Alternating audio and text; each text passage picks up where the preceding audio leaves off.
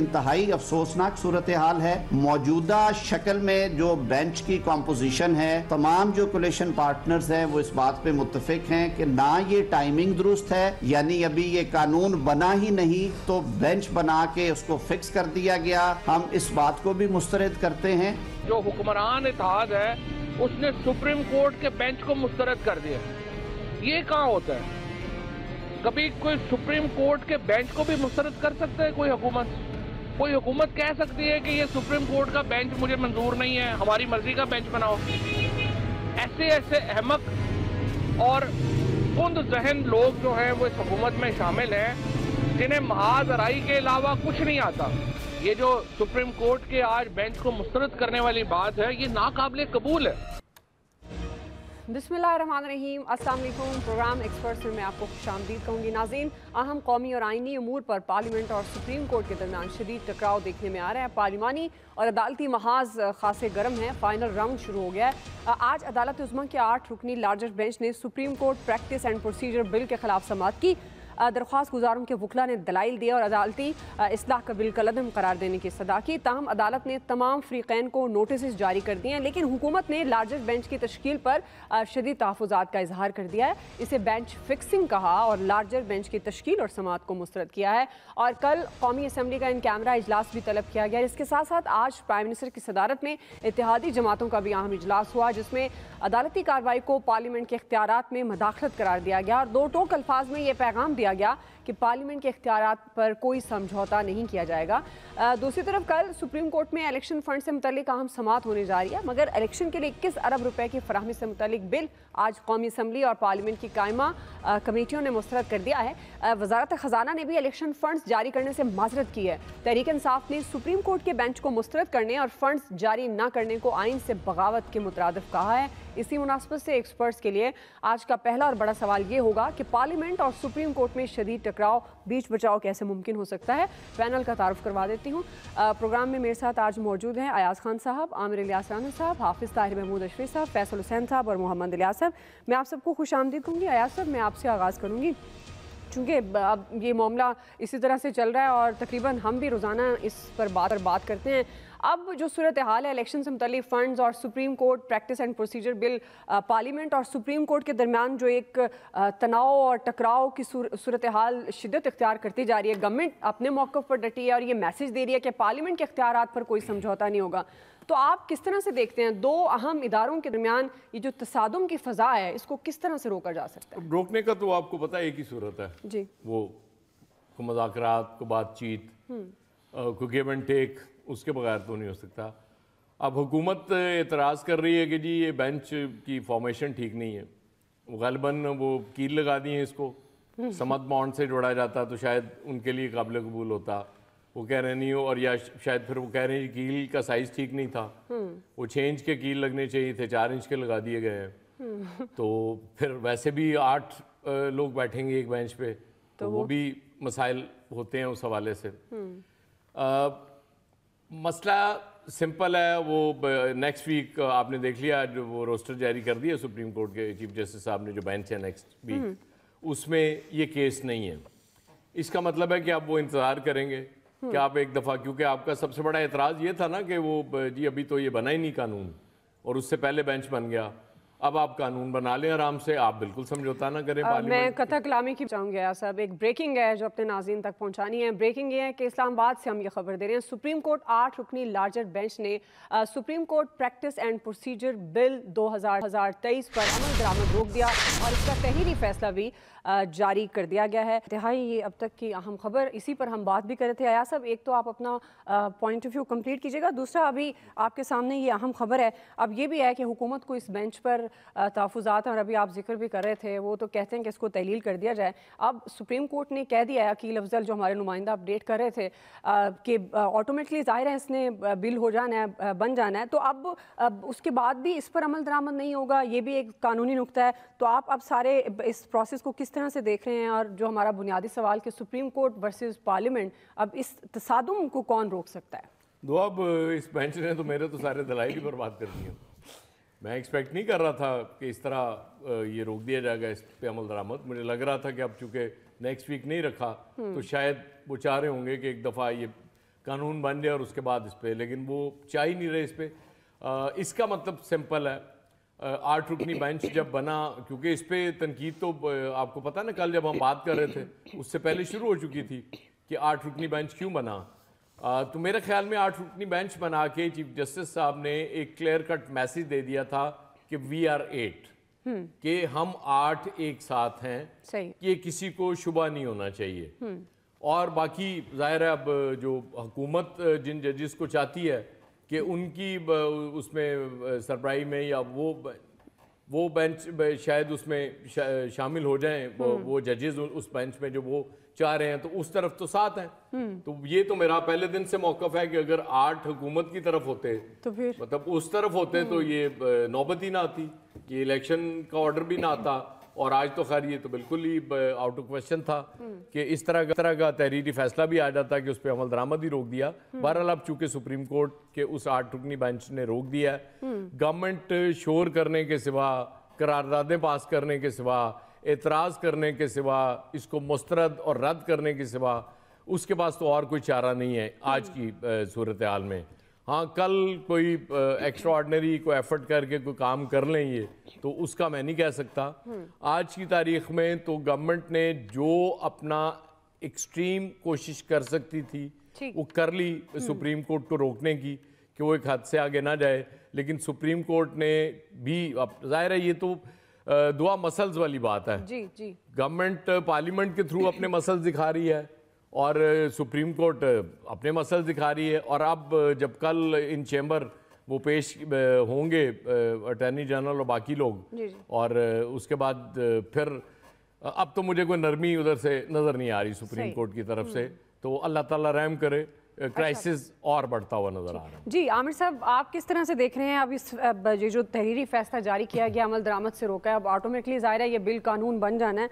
अब ये भी सिचुएशन है कानूनी नुक्ता कि कानून बनने के बाद फिर जाहिर है जब तक फिर फाइनल सुप्रीम कोर्ट से फैसला नहीं आता उस वक्त तक अमल दरामद नहीं होगा। क्या आप अब ये जो तसादुम की एक सूरत हाल है, कल भी हम इस पर बात कर रहे थे, तो अब आपके ख्याल में अब ये बढ़ेगी या कम होती हुई नजर आ रही है, या कोई बीच बचाव का रास्ता है?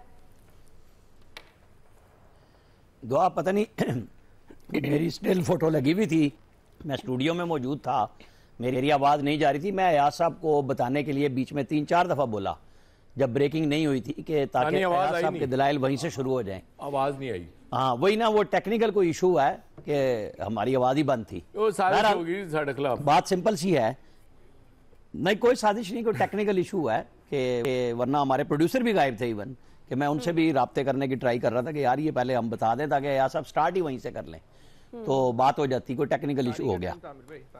बहरहाल कल हमने जो बात की थी, 8 के 8 जजों ने फैसला दे दिया, ठीक बात है, और पार्लियामेंट की करारदाद वो कहते हैं ना ओ पईजे, मतलब वो फारिग हो गई, 8 जजों ने अपना फैसला दे दिया। लेकिन मैं आज भी ये कहूँगा कि अगर ये फुल कोर्ट बैठती तब भी कोई हर्ज नहीं था, कम अज़ कम सवालात होते, और ये कुछ ना कुछ ऐसा इशू था कि पहले जजेस 15 मिनट लेट आए, 1 घंटा उन्होंने सुकून से सुना, बीच में 2 सवाल हुए, और जब वकील ने कहा कि इस पर स्टे ही कर दें तो एक जस्टिस साहब ने फरमाया कि कैसे कर दें, उन्होंने हस्बा बिल का हवाला दिया था, उन्होंने कहा वो सदर का रेफरेंस था, तो यहाँ पे हम कैसे स्टे दे सकते हैं, तो उन्होंने कहा कि हम हुक्म जारी करेंगे। लगता यह है कि डिस्कशन फिर बाद में हुई है, फैसला तो गया उस ज़ाहिर है, और ये अमल दरामद इस तरह से हो रहा है कि सदर के जो आप कहते हैं इख्तियारात वो भी बंद, और पार्लियामेंट का जो बनाया हुआ बिल था वो भी बंद, कि अब 2 मई को 1 मई को यौम मजदूरान छुट्टी है, और पता नहीं वो कौन से मजदूर हैं जिनकी छुट्टी होती है। बहरहाल यहाँ पे अब 2 मई को ये केस लगेगा, पार्लियामेंट कल अपना वो नेशनल सिक्योरिटी कमेटी की इन कैमरा मीटिंग भी करेगी। बहरहाल बात ये है कि एक क्लियर हो गया कि लड़ाई इस पाकिस्तान में ख़त्म नहीं होने में आ रही। ये नहीं होना कि ये बिल सुप्रीम कोर्ट ने मुस्तरद कर दिया है तो लड़ाई का कोई एंड शुरू हो गया है। ये एक अंजाम का आगाज़ है, और मुझे कोई बहुत अच्छा अंजाम कहीं पे किसी इंस्टीट्यूशन का नज़र नहीं आ रहा, क्योंकि जब इस तरीके से फैसले होते हैं तो फिर अच्छाइयाँ नहीं होती। जो पिछले हम मुसलसल एक रजीम चेंज 14, 16, 18 से अब तक आए हैं कि बीच में स्टेबिलिटी आई, आपने दहशतगर्दी ख़त्म की, आपने जो पाकिस्तान में बिजली का तवानाई का मसला था वो ठीक किया। अब आपने सारे मसाइल इकट्ठे कर लिए हैं। अब चाहिए ये कि फिर एक एग्जेक्टिव ऑर्डर और भी आना चाहिए। जो लोग दुआ कर रहे थे कि गवर्नमेंट करेगी एग्जेक्टिव ऑर्डर, तो सुप्रीम कोर्ट को अब बहुत सारी चीज़ों के ऊपर कुछ फैसले अनाउंस कर देने चाहिए। ये इसी तरह समाअत करें, सुने और चलाएं गवर्नमेंट को, ताकि ये पाकिस्तान अगर यही चला सकते हैं जजेस तो चला लें, क्योंकि बाकी तो सारे फेल हो गए। ये पहले सबके साथ ही होते थे, अब अलग खेल चल रहे हैं, बात कर रहे हैं, फैसले दे रहे हैं। लेकिन जब चीफ जस्टिस साहब खुद ये बात करते हैं कि सबको लेके चलना चाहिए, तो वो मेरा ख्याल है जो अयाज साहब ने बात शुरू की थी, ये बिल बन जाता, इसके ऊपर सवालात कर लेते।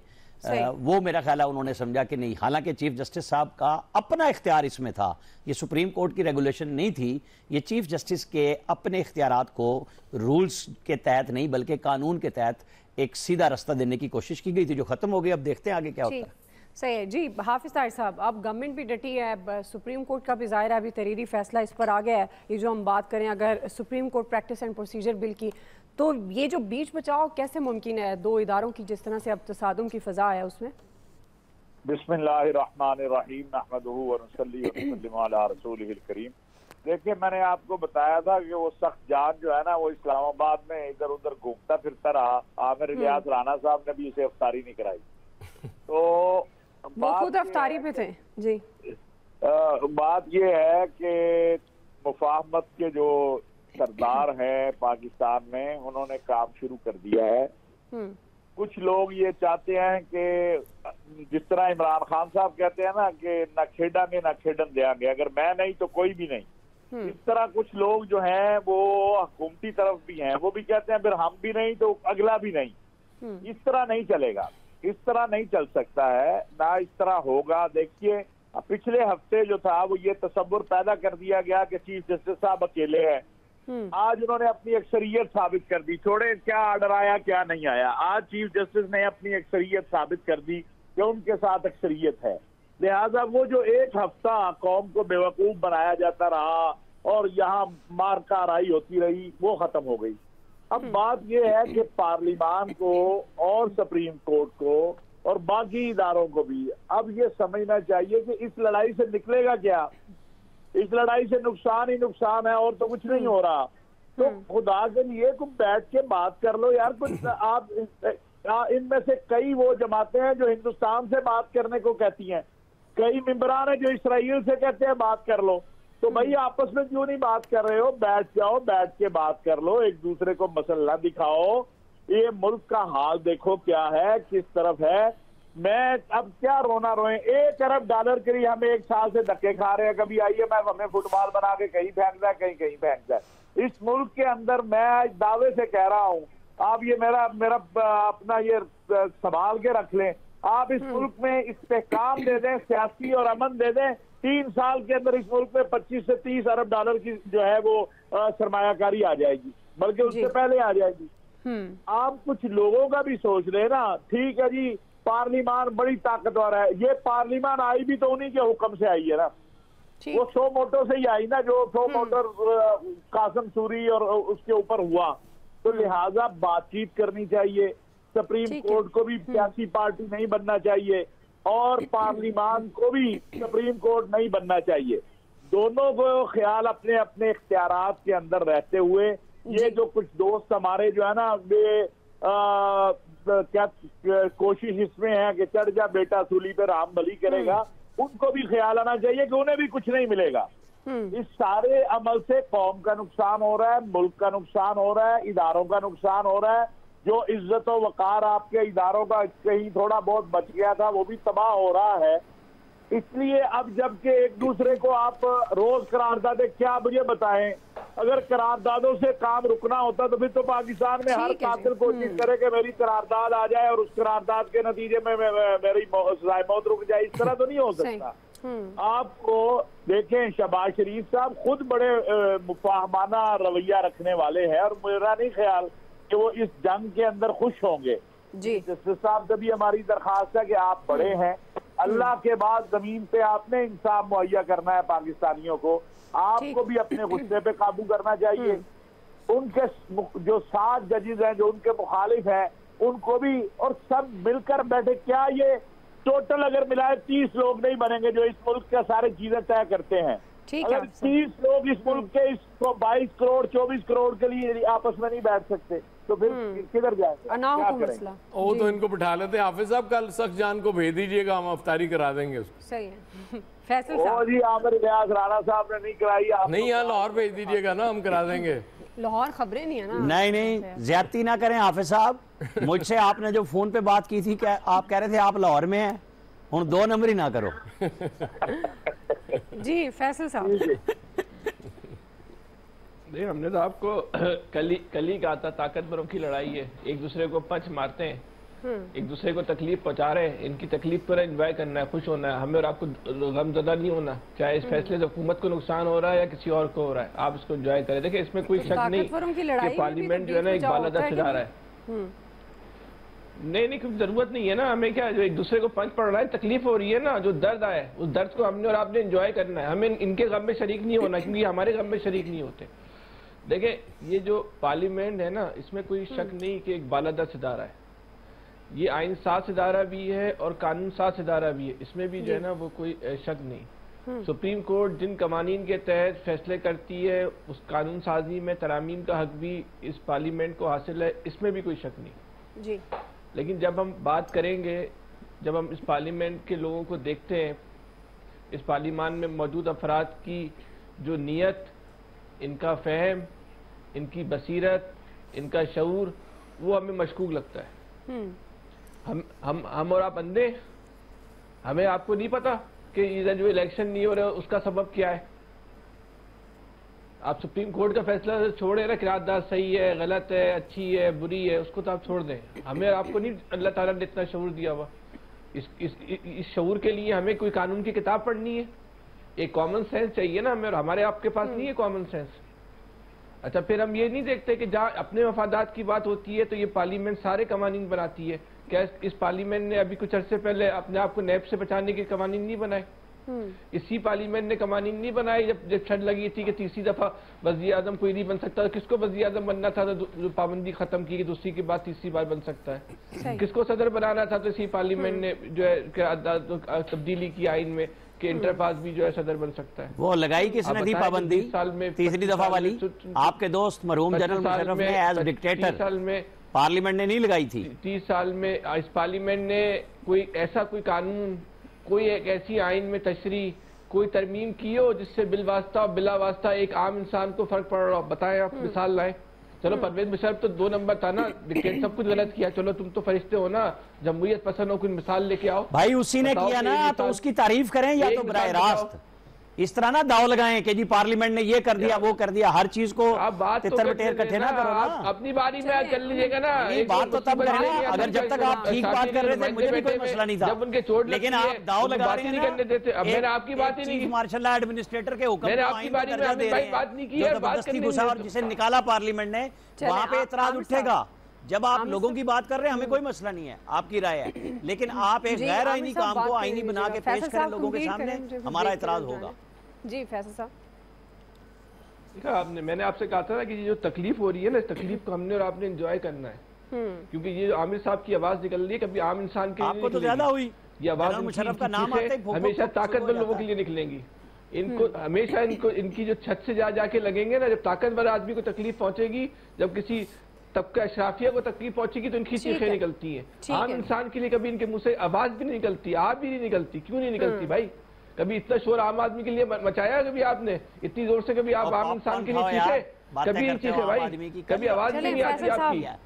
अब ये पार्लियामेंट भाई इस बात को, इस जंग को, जब जो जंग होती है ना, जो जंग का जो असूल होता है कि जंग और मोहब्बत में जो है सब कुछ जायज है। जब हम ये कह रहे हैं ना कि दायरे आपस में टकरा गए, जब हम ये कह रहे हैं कि दायरे आपस में लड़ रहे हैं, तो कोई भी भाई जंग फिर आइन और कानून की किताब देख के नहीं लड़ेगा।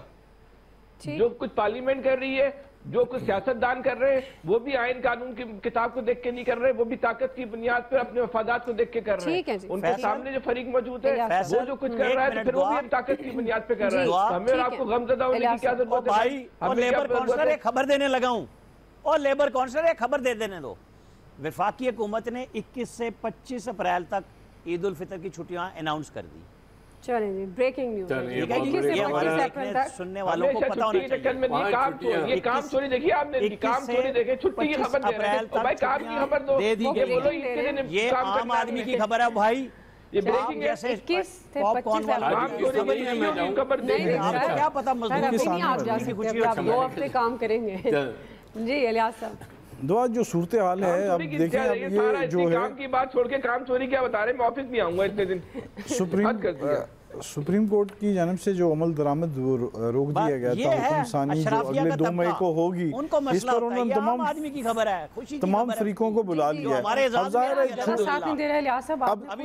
है छुट्टियों के बाद इसके बारे में एक दफा फिर जो तसादम की राह जो फिर हो गई है, हमवार हो गई है कि तसादम ही होगा ना। जाहिर है गवर्नमेंट और उसमें अदलिया के दरमियान में देख लें आप, एक आमने सामने हो गए हैं, ताकि वो चाह रहे हैं, उन्होंने जो करारदाद मंजूर करवाई थी, वो करारदाद तो बस अब उनकी जो बिल मंजूर करवाने के लिए भेजा था, अब वो जो मर्ज़ी हो जाए, अब वो देखें अब उस पर अमल दरामद करते हैं कि नहीं करते।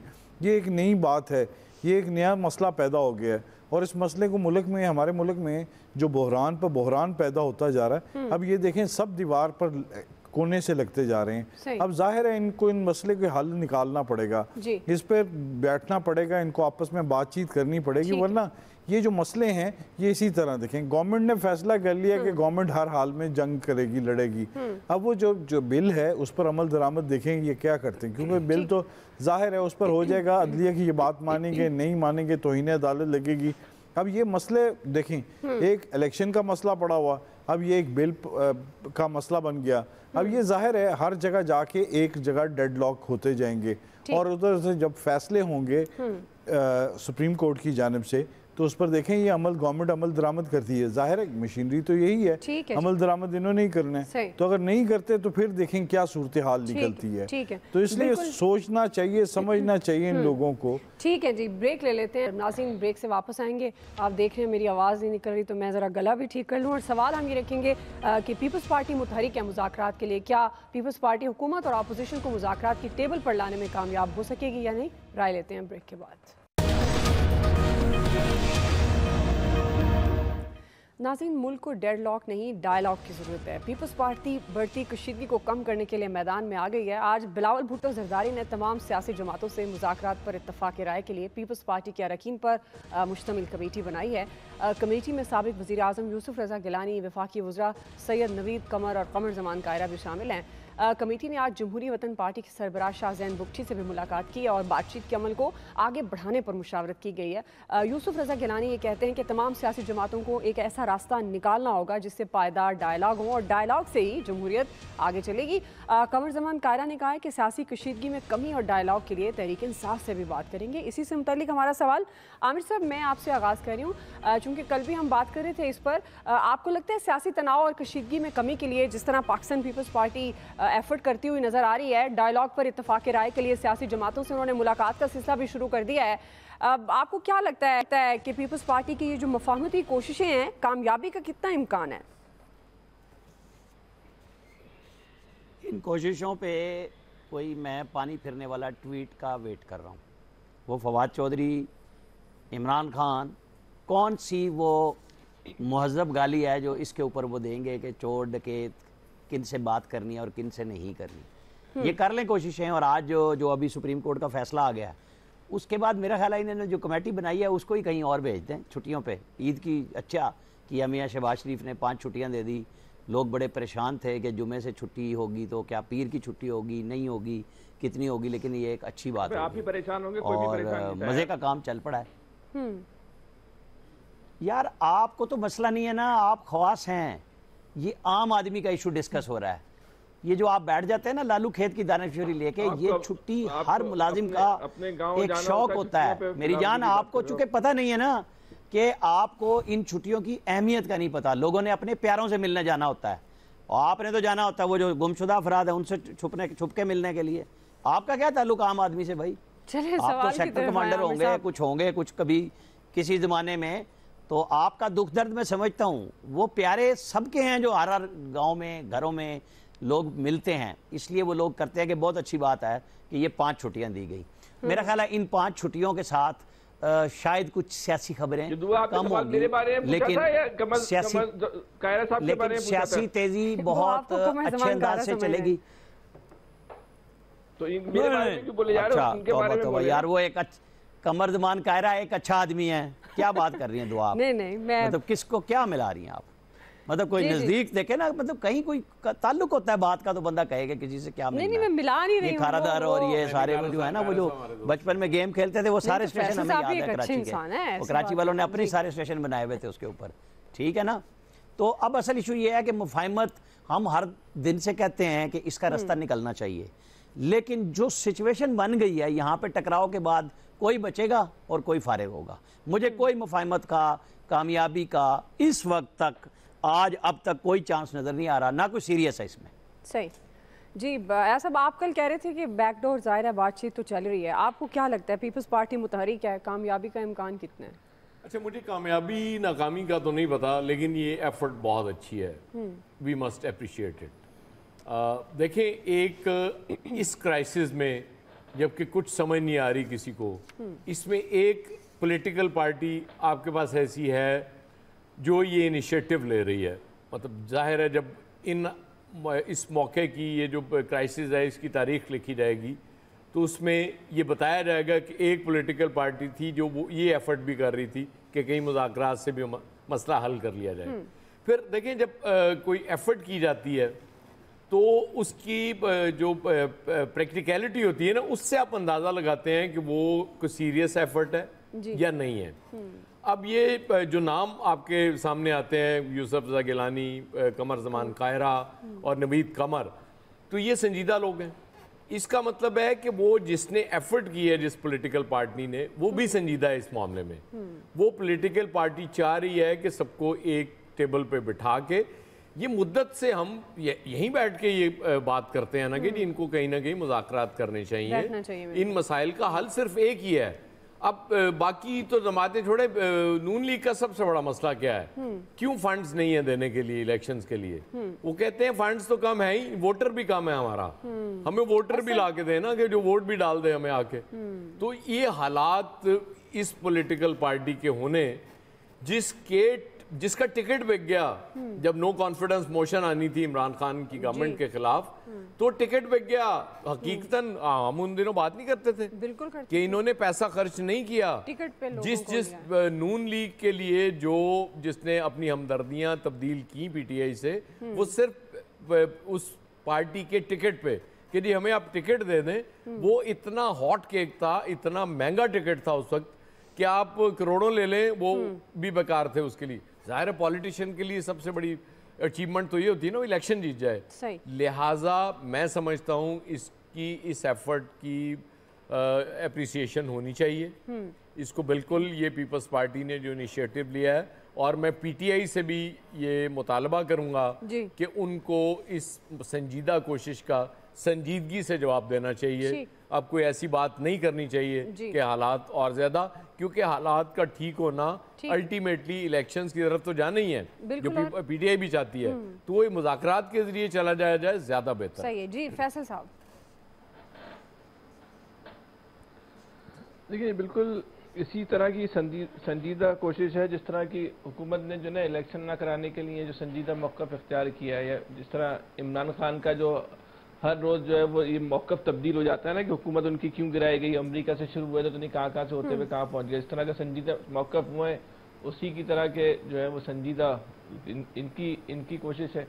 अगर इन लोगों से भी किसी ने उम्मीद रखनी है कि पीपल्स पार्टी से भी कि वहाँ से भी कोई खैर का मामला निकल सकता है, तो ठीक है, उम्मीद रखने पे तो किसी पे कोई पाबंदी नहीं है, रखें आप उम्मीद।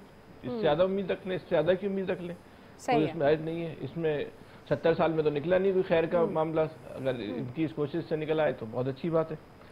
कुछ भी नहीं होगा ना, ये मुज़ाकरात करने में संजीदा है ना, जिनके साथ मुज़ाकरात करने उन्होंने मुज़ाकरात की टेबल से अपने मसाइल हल करने, कुछ भी नहीं होगा।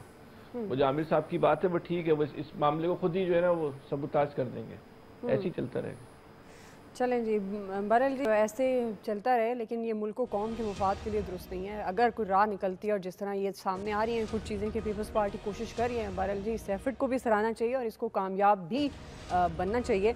ब्रेक लेते हैं नाज़रीन, ब्रेक से वापस आएंगे। यही सवाल होगा हाफिज़ ताहिर साहब और इलियास साहब का। वेलकम बैक नाज़रीन। हम बात करें जो सियासी तनाव की इस वक्त कैफियत है और इस कशीदगी को कमी लाने के लिए पाकिस्तान पीपल्स पार्टी इस वक्त मुतहरिक नज़र आ रही है, डायलॉग की बात कर रही है, तो क्या कामयाबी का इम्कान है या नहीं? हाफिज़ ताहिर साहब, कल आप कह रहे थे कि सख्त जान इस वक्त इस्लामाबाद में घूम रहा है और कुछ खबरें दी हैं उसने कि ये जो मुज़ाकरात की जब हम बात कर रहे थे, तो अब आपको लगता है कि ये वाकई संजीदगी से एफर्ट हो रही है? और अगर संजीदगी से हो रही है तो क्या ये दोनों तरफ से संजीदगी दिखाई जाएगी और कामयाबी का कितना इम्कान है? देखिए, गुजारिश है, जैसे मैंने कहा कि पाकिस्तान पीपल्स पार्टी तो बिल्कुल अब वो खुल के भी कहना शुरू हो गए हैं कि बातचीत होनी चाहिए। और हाफिज साहब, अगर मैं आपको 1 मिनट के लिए रोक लूं। जी सर, रुक गए। जी आमिर साहब, आज इत्तेफाक से अभी एक और तजवीज़ सामने आई है कि गवर्नमेंट एक बिल ला रही है कि for one time chief justice of Pakistan की रिटायरमेंट की एज को कम कर दिया जाए। अच्छा, इसके ऊपर कुछ देर में कोई फैसले होने वाले हैं, लेकिन ये इतला इस वक्त है, मैंने कहा मैं अपने सुनने और देखने वालों के साथ शेयर करूं कि गवर्नमेंट ने फौरी तौर पे ये एक अभी फैसला किया। अभी थोड़ी देर में आदम नज़ीर तारड़ प्रेस कॉन्फ्रेंस भी करने वाले हैं, शायद उसमें अनाउंस करें या असेंबली में लेके आएंगे। मुख्तार गल बद गई, अब रुकने की कोई सूरत हाल नहीं है। जी हाफिज साहब, वो तरमीम की कोशिश करेंगे, वो रोकने की कोशिश करेंगे, तो इससे अच्छा नहीं है कि ये जो इन आग की दीवारें हैं ये गिरा के आपस में बातचीत की कोशिश कर लें।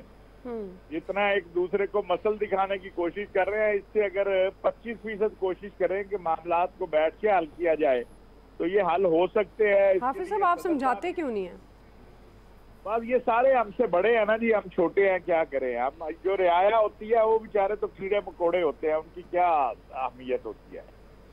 तो बहरहाल इसमें देखें, जितना भी टकराव में जाएंगे, आज अगर आप देखें तो पाकिस्तान बार काउंसिल ने अपील की थी बाइकाट की अदालतों का, उससे नजर आता है कि जो हुकूमत साइड पे वकला हैं वो उस अंदाज से असरअंदाज नहीं हो पा रहे वकला पर जो माजी में हम देखते रहे हैं। तो ये तो फिर यही होगा, ये अपना जोर लगाए, वो अपना जोर लगाए, गरीब आदमी जो है वो कहीं हिजरत कर जाए, उसको समुद्र में फेंक ले, बस ये कोई एक मेहरबानी करें। क्योंकि ये तो तमाशा है ना, अगर आपके मुल्क के अंदर एक पार्लियामेंट एक दिन कानून बनाए, अगले दिन सुप्रीम कोर्ट उसको मुलतवी कर दे, सुप्रीम कोर्ट कोई बात कहे उसको पार्लियामेंट ना माने, तो कैसे चलेगा मुल्क? किस तरह चलेगा? आज ये वन टाइम के लिए ले आए, वो कोई रिट कर देगा, वो वही कुछ होगा जो ये हो गया, फिर क्या होगा? आज बजाय इसके कि आप ये बच्चों से भी ज्यादा, मैं इसको अब क्या कहूँ, बिगाड़ पैदा कर दिया गया है। इस बिगाड़ की इस्लाह की कोशिश करनी चाहिए। और मेरा ख्याल है कि अगर नहीं सदर साहब कामयाब हो रहे, आसिफ जरदारी साहब ने कोशिशें शुरू की है, शहबाज शरीफ साहब को खुद आगे बढ़ना चाहिए, उन्हें बात करनी चाहिए कि जी नहीं आए, बैठकर बात करते हैं, वो क्यों तमाशा आप बना रहे हैं। और ऐसी मिसालें ना सुप्रीम कोर्ट कायम करे ना पार्लियामान, जो मुस्तकबिल में फिर अगर कोई बैठ जाएगा और उसका जज भी होगा तो वो कहेगा अगले 15 साल फिर ज़ियाउल हक साहब को ऐसे ही आप बुरा कह रहे हैं। बिल्कुल जी। इलियास साहब, आपको लगता है कि मुज़ाकरात की टेबल एक सवाल पूछूं, इजाज़त हो आपकी आमिर साहब? देखिए, गवर्नमेंट टाइम कम है, इलियास साहब से इजाज़त ले लें। गवर्नमेंट चाह रही है कि इस वक्त इलेक्शन ना हो, मैं आपको लास्ट तो जाहिर है जब इस पर इलेक्शन ना हो तो दोनों फरीकों में से कोई हार नहीं मानेगा, ना गवर्नमेंट ना अपोजिशन, तो इसमें वो डटे रहेंगे। देखें, अभी एक से एक बढ़ के चीज़ें अभी आपको सामने देखने में आएंगे, मजीद बहरान पैदा होंगे, मजीद तनाव इतना शिद्दत अख्तियार कर जाएगा। जब तक ये पीपल्स पार्टी क्या करेगी? पीपल्स पार्टी करेगी, इससे पहले प्रेसिडेंट साहब भी कोशिश करते रहे, समझाते रहे एक दूसरे को, लेकिन कोई समझाए। लेकिन इस वक्त समझाने के लिए इनको एक ही फरीक है, वो आएगी तो इनको समझेंगे, वरना नहीं ये समझेंगे। जी फैसल साहब, पूछ लें, आप क्या पूछना चाह रहे हैं? तो मुझे आमिर साहब से इतना पूछना था कि ऐसी कोई तजवीज़ आने का इम्कान है कि जिसके तहत आइन के तहत जो है वो इलेक्शन वक्त पर हो जाए? जी आमिर साहब, जवाब देंगे आप? मैंने दे दिया खामोश होके, खामोशी की भी एक जुबान होती है। चलें जी, आपको जवाब मिल गया फैसल साहब के खामोशी के जवाब ये फैसल साहब बुरी को ठीक है जी, बिल्कुल जी। बारिल जी, ये अगर पाकिस्तान पीपल्स पार्टी कर रही है तो इसी तरफ जाना चाहिए, मुज़ाकरात की तरफ, और जो डायलॉग की बात हो रही है इसी में ही रास्ता निकलेगा और मिलकर बैठेंगे, आपस के मसाइल हल होंगे और शायद इस सारी सिचुएशन में इनको ख्याल आ जाए आम आदमी का, कौम का भी, और उनके भी मसाइल हल हो सकेंगे। आप सबको बहुत शुक्रिया। आज के एक्सपर्ट से इतना ही। फीडबैक दीजिएगा। ख्याल रखिए। अल्लाह।